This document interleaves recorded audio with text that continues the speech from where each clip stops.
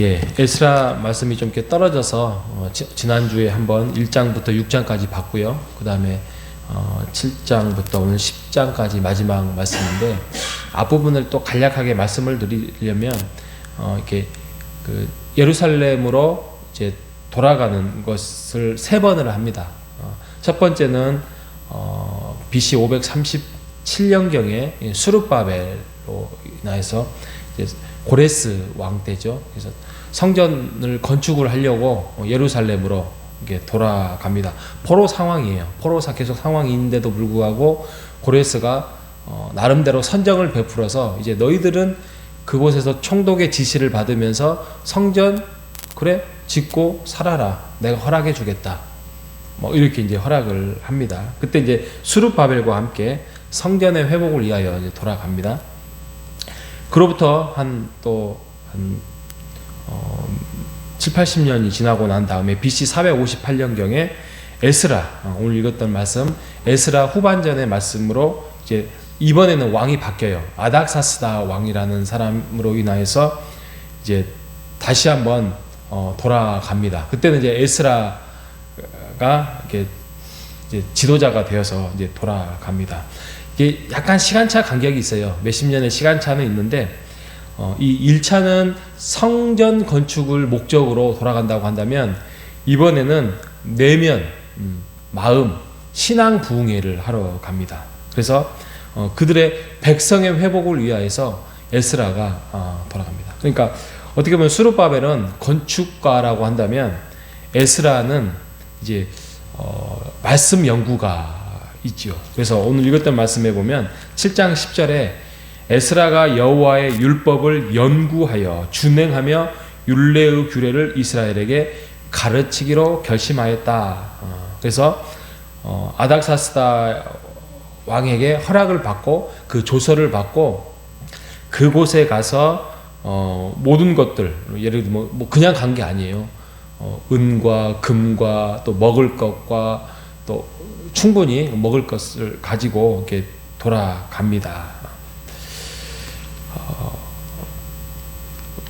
그 다음에 내일 저희가 이제 느헤미야를 하게 될 텐데, 느헤미야가 또 그로부터 거의 한 7, 80년 후에 이제 성벽 공사를 하기 위하여서 이제 느헤미야가 BC 444년에 이제 돌아갑니다.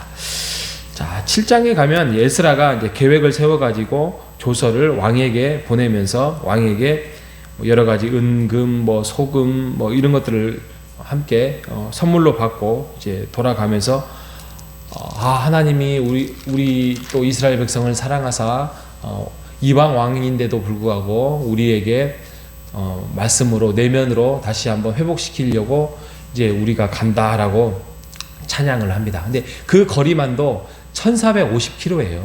그냥 버스 타고 갈 수 있는 거리가 아니에요. 그때 뭐 버스가 있었겠습니까? 거의 뭐 도보로, 낙타로, 말로 이렇게 가지 않았겠습니까?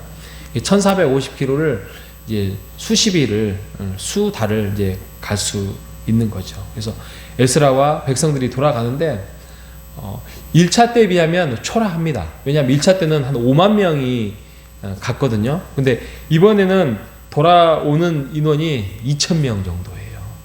그러니까 어떻게 보면 수적으로 보면 굉장히 초라하고 부흥이 아닌 것 같은 느낌으로, 왜 이렇게 적은 인원인지는 모르겠지만 가자고 했는데 안 갔는지 아니면 이 인원으로도 충분하다라고 했는지는 모르겠지만 아무튼 그 정도 갑니다. 그런데 그 2,000명이 가는데 굉장히 알차게 갑니다. 그리고 굉장히 조직적으로 갑니다. 먼저는 금식을 선포해요.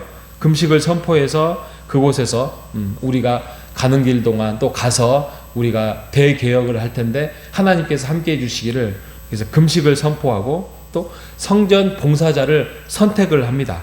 레위인을 불러서 레위인을 가지고 함께 가고요. 은금 기명들을 모아서 예루살렘으로 돌아갑니다. 그래서 이제 9장에 가면 에스라가 그곳에서 가서 현상을 딱 봤더니 이게 이제 회개할 게 많거든요. 그 중에 가장 큰 게 뭐냐면 이방인간의 혼인으로 하면서 거기에서 잘 먹고 잘 살고 있는 거예요.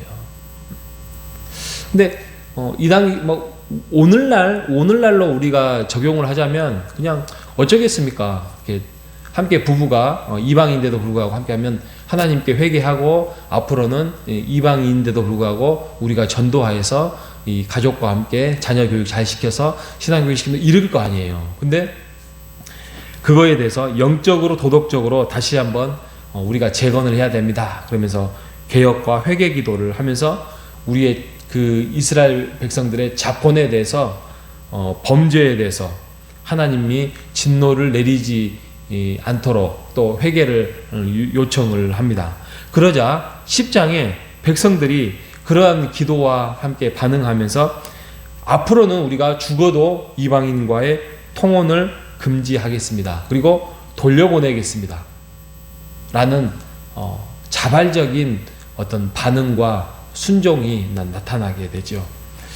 10장에 가면 더 재밌는 게 뭐냐면 이방인 간의 혼혈 조사를 합니다. 또 거의 한 3개월에 걸쳐서 10장에 혼혈 조사를 하는데 이때 이방 여자와 결혼한 남자들에 대해서 이렇게 명단이 나와요. 명단이.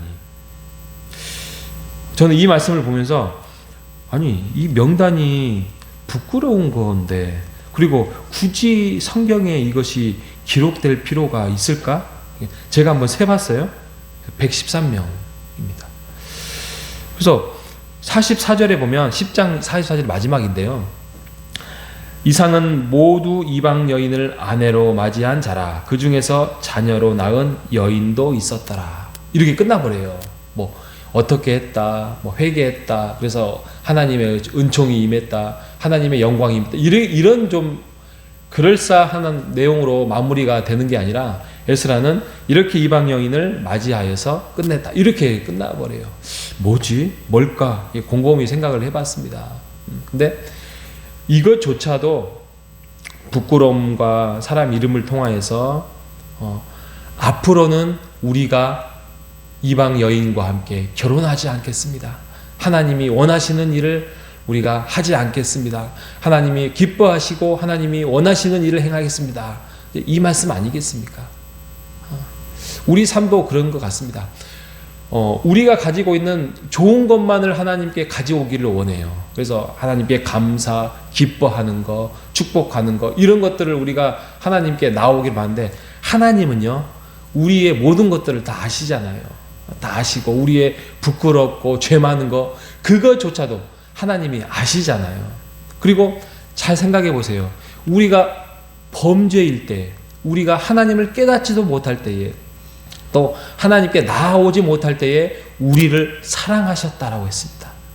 우리를 사랑하시고 우리를 부르시고 품으시고 그럼에도 불구하고 이스라엘 백성이나 우리나 하나님을 깨닫지도 못하고 하나님께 기쁘게 하지 못함에도 불구하고 하나님의 자기의 사랑을 확정하시고 우리에게 보여주시는 최고의 사랑 예수 그리스도를 우리에게 보내주심으로써 우리의 죄가를 다 도말하시고 미래까지 우리를 책임져 주시고 지금까지 이끌어 주신 하나님이 우리 하나님 아니겠습니까? 그러니 우리가 하나님 앞에 떳떳할 수 있습니다. 또 부끄러워할 이유가 없습니다. 우리가 가지고 있는 죄악조차도 물론 그 죄악과 함께 우리가 그냥 회개도 하지 아니하고 하나님께 그냥 섞여서 사는 그 문제가 아니라 그게 아니라 우리가 하나님께 회개하고 돌아가면서 또 기뻐 뛰놀며 하나님의 우리의 사랑을 부모가 어린 자녀를 품듯이 지금도 기다리시고 사랑하시고 하나님과의 인격적인 교제를 통하여서 만남을 통하여서 행복한 그런 영적인 삶을 살기를 원하시는 것이 하나님의 마음이라는 것입니다. 우리가 에스라 말씀을 통하여서 우리의 마음에 영적인 부흥이 일어나기를 원합니다. 우리가 경험을 해봤잖아요. 아무리 성경을 많이 읽고 아무리 우리가 기도를 많이 하고 심지어는 어제처럼 이제 부흥회를 한들 이거 일주일 못 갑니다. 일주일 못 갑니다. 우리가 중요한 건 우리가 이 말씀 속에서 인격적인 하나님을 만남으로써 날마다 하나님이 우리에게 무슨 말씀을 해주고 계시는지 그 말씀 속에서 하나님이 일하실 수 있도록 우리가 하나님과 교제하면서 또 하나님과 대답하고 또 묻고 하면서 하나님과의 더 긴밀한 교통 속에서 살아갈 때에 이거는 365일 부흥회가 이루어지리라 확신합니다. 이러게 될 때에 우리가 신앙이 회복될 수 있고, 또 죄악에 있는다 할지라도 우리가 하나님께 회개할 것은 회개하면서 하나님과 떨어지지 아니하고 살아갈 수 있습니다. 여러분, 이 에스라 말씀을 통해서 바사왕 나오죠. 고레스. 그들은 하나님 몰라요. 그럼에도 불구하고 성경에는 칭찬하고 있어요. 선한 왕이라고 했어요. 바사왕 고레스라든지 바사왕 다리오라든지 이런 사람들이 선한 왕으로서 그렇게 합니다. 그렇게 이방인조차도 그렇게 일을 행하는데 우리는 하나님의 자녀 아닙니까? 값진 예수 그리스도의 핏값으로 사신 하나님의 영혼들, 자녀들 아닙니까? 우리가 당당할 필요가 있고요. 또 부끄러워할 이유도 없습니다. 하나님 앞에 온전하게 우리가 기쁨으로 이번 한 주도 우리가 교제하면서 즐거움으로 행복하게 살아가는 우리 모두가 되시기를 주님의 이름으로 축복합니다. 하나님 아버지 감사합니다. 에스라 말씀을 마치면서 우리가 죄악이 있거든 우리가 말씀을 통하여서 지혜롭게 하셔서 잘 발견하여서 하나님 앞에 그 죄를 제거하고 하나님 앞에 인격적인 교제 속에서 오늘도 마음의 부흥에, 신앙의 부흥에, 이번 한 주도 금년 한 해도 말씀의 개혁이 우리 안에서 일어날 수 있도록 인도하여 주시옵소서. 이방인 왕조차도 하나님의 영광을 위하여서 살았습니다. 우리도 오늘 하루도 주님의 영광과 주님이 기뻐하는 일에 우리가 될 수 있는 한 최선을 다하여서 순종과 선함과 거짓 없는 삶으로 오늘 살아갈 수 있도록 주님 이끌어 주시고 우리가 살아갈 수 있도록 인도하여 주시옵소서. 살아계신 예수님의 이름으로 기도합니다. 아멘.